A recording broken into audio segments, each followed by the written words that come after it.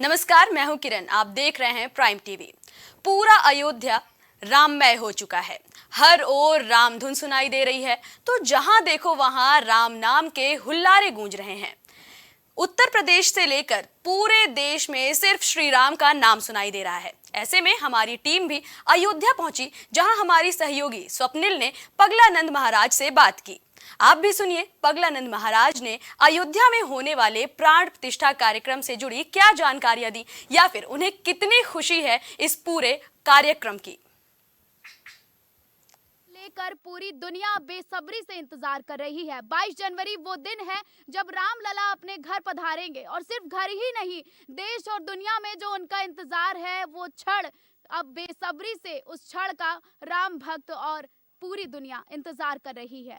देखा जाए तो ये 500 सालों के वर्ष का जो इंतजार है, 500 वर्षों का जो इंतजार है हिंदू धर्म का, वो नजदीक आ गया है। कुछ ही क्षणों में रामलला विराजने को है, लेकिन सिर्फ अयोध्या में ही इसकी एक खुशी, उत्साह और हर्षोल्लास देखने को नहीं मिल रहा है, बल्कि पूरी देश और दुनिया में तमाम जगहों पर राम के आगमन को लेकर मंदिरों, मठों और संतों में उत्साह देखने को मिल रहा है। आज इसी कड़ी में हम गोमती मठ के गौतन्या आश्रम के महंत पगलानंद महाराज जी के पास आप पहुंचे हैं। महाराज पगलानंद सिर्फ सुर्खियों में उनका नाम इसी वजह से नहीं है, कई अन्य वजह भी है जिसकी वजह से महाराज पगलानंद महाराज का जो नाम है वो सुर्खियां बटोरता है। उसकी मुख्य वजह है कि 7 किलोमीटर बद्रीनाथ से 7 किलोमीटर की दूरी पर ही चरण पादुका में उन्होंने 7 साल तपस्या की।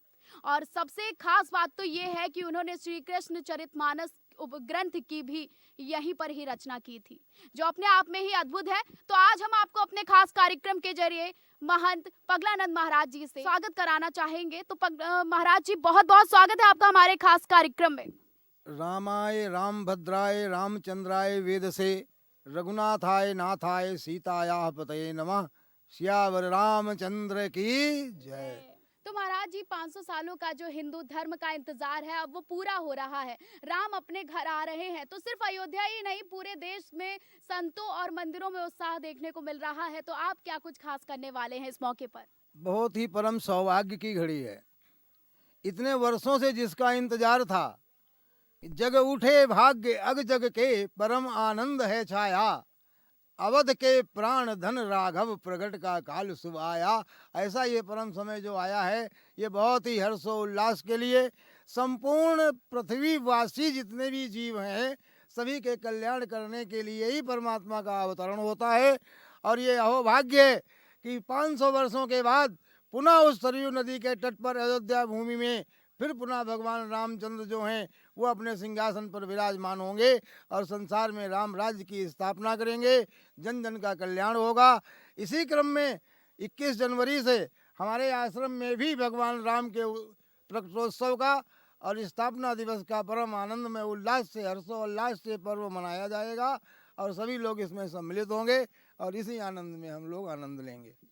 जैसे कि महाराज जी, ये तो हो गया 500 वर्षों का इंतजार। अब इसी के साथ ही आप क्या मैसेज देना चाहेंगे, संदेश देना चाहेंगे कि देश की जनता को किस तरह से राम के आगमन का उत्साह मनाना चाहिए, क्या कुछ करना चाहिए? संपूर्ण देश की जनता को इससे बढ़कर के दूसरा कोई पावन उत्सव नहीं हो सकता, जो कि हमारे परमात्मा के सिंहासन रूढ़ होने का ऐसा पावन समय है। संपूर्ण देशवासियों से हमारी प्रार्थना है कि इस अपने घरों में ऐसी पावन दीपावली का त्यौहार मनाएं और खूब दीप प्रज्वलन करें, हरिनाम का संकीर्तन करें, जो जिसको नाम प्रिय लगता हो उस नाम का संकीर्तन करें और अपने जीवन को प्रभु को समर्पित करते हुए आनंद मग्न हो जाएं। तो पंडित जी, ये तो बात हो गई महाराज जी कि हमने ये जो इतना इंतजार, संघर्ष किया अयोध्या में राम के आने का, तो अब वो सारे सपने पूरे हो गए हैं और हर तरफ खुशी इसी बात की है कि आखिरकार राजा राम का राज्य आने वाला है। तो राम राज्य को आप किस तरह से देखना चाहेंगे कि राम राज्य क्या वास्तविकता में राजा राम के आने के बाद आएगा? राम के होने से राम राज्य रहता ही है। राम राज्य का मतलब ही है कि दैहिक दैविक भौतिक तापा, राम राज्य नहीं काहू ही व्यापा, सब नर करहीं परस्पर प्रीति। संसार में जितने भी लोग हैं आपस में प्रेम करने लगे, नहीं दरिद्र को दुखी न दीना, नहीं को अबुध न लक्षण हीना। राम राज्य का मतलब है चिकित्सा, स्वास्थ्य, शिक्षा, ये सब भरपूर हमारी जनता के लिए पर्याप्त होती रहे, जिससे किसी को कोई कष्ट ना हो। और इसी प्रकार से जब राम राज्य आएगा, जब जनता खुशहाल होगी, तो राम राज्य अपने आप हो जाएगा। ये तो बड़ी उचित बात रही कि राम राज्य तो राम के आने से, राजा राम के आने से आ ही जाएगा। लेकिन एक बात और है पंडित जी कि लगातार जो आ रही है खबरें आ रही हैं कि राम आएंगे तो बहुत कुछ होगा, लगभग राम आएंगे तो वास्तविकता में बहुत कुछ होगा, क्योंकि भक्तों ने बहुत समय से इंतजार किया है। तो जो हिंदू पक्ष में ये फैसला आया है, आप उसको किस रूप में देखना चाहेंगे कि जो राम मंदिर बनकर अब तैयार हो रहा है, वो आगे चलकर आने वाली पीढ़ियों के लिए क्या संदेश देगा?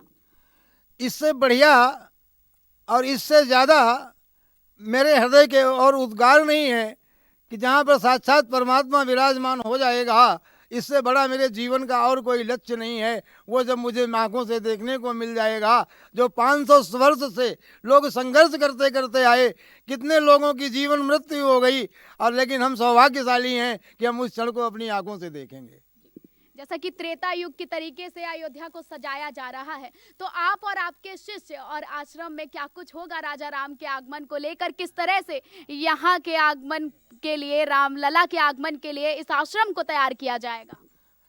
हम आपको भी आमंत्रित करते हैं, 21 जनवरी को आइए और आश्रम की सुंदरता और आश्रम की सजावट और आश्रम में जो दीपावली मनाई जाएगी, उसको आप संसार को दर्शाएं और आप भी उसका आनंद लें और भगवान के आगमन का यहाँ प्रसाद ग्रहण करें। ये तो बड़ी अद्भुत बात रही। अब महाराज जी, हम कुछ राजा राम के आगमन को लेकर आपके मुख से सुनना चाहेंगे, राजा राम के, मर्यादा पुरुषोत्तम राम के लिए।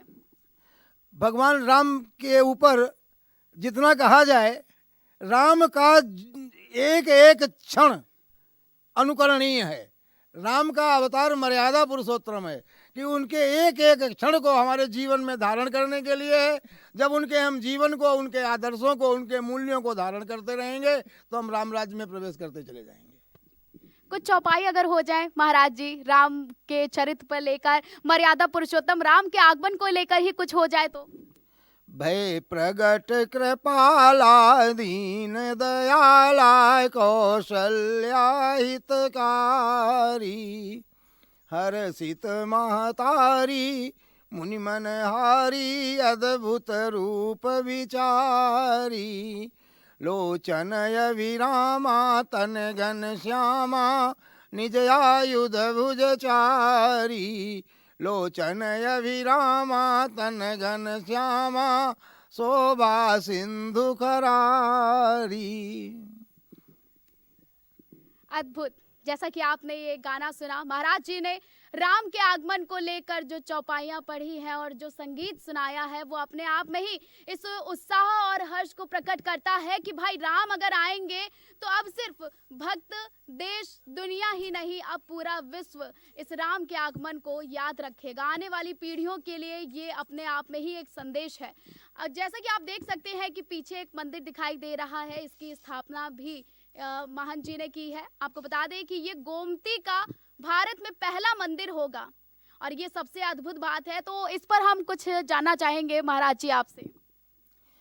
ये गोमती तट पर माता गोमती का ये पहला मंदिर पीछे बना हुआ है, गर्भगृह बन गया है, शालिग्राम विग्रह से मूर्ति बनी हुई है, वो अंदर स्थापित है और आगे का अभी निर्माणाधीन कार्य है और चल रहा है। जैसा गोमती माँ चाहेंगी होता चला जाएगा।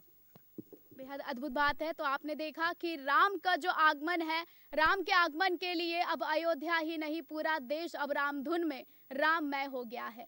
रामलला के आगमन को लेकर जो तैयारियां चल रही हैं, वो अपने आप में ही अकल्पनीय हैं। ये इतिहास रच देगा, क्योंकि अब ये कलयुग में भी त्रेता युग जैसा प्रतीत हो रहा है, क्योंकि राम आ रहे हैं। तो महंत जी, बहुत बहुत शुक्रिया प्राइम टीवी से बातचीत करने के लिए।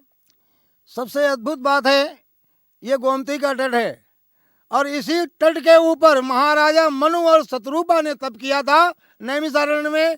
वो दशरथ और कौशल्या हुए, उन्हीं के यहाँ राम का प्राकट्य हुआ।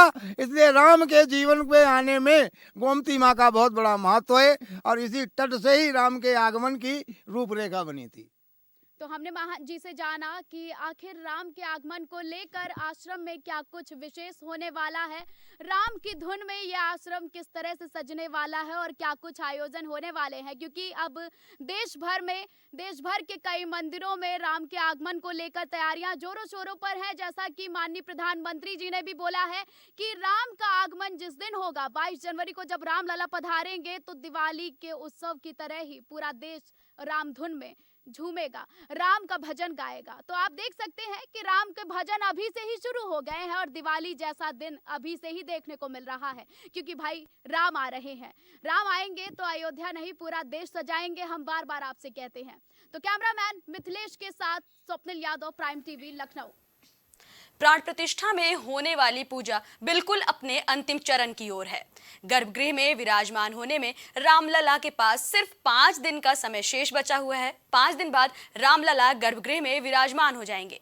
ऐसे में अयोध्या और प्राण प्रतिष्ठा कार्यक्रम से जुड़ी तमाम खबरों को जानने के लिए बने रहिए प्राइम टीवी के साथ। नमस्कार।